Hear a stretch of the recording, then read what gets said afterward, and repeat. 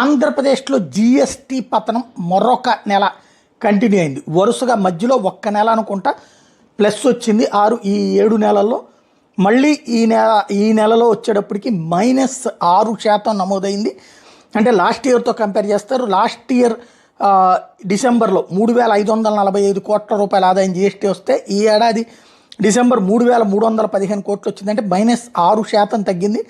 Continuous పతనం అనేటటువంటిది ఇంతవరకు. అంటే సంపద సృష్టించడం తెలుసు చంద్రబాబు గారికి, ఎలాగ అభివృద్ధి చేయడమో తెలుసు అన్నటువంటిది మామూలుగా స్టేట్మెంట్లు ఇస్తూ ఉంటారు. కానీ నిజ జీవితంలో జీఎస్టీకి సంబంధించి వరుస పతనం.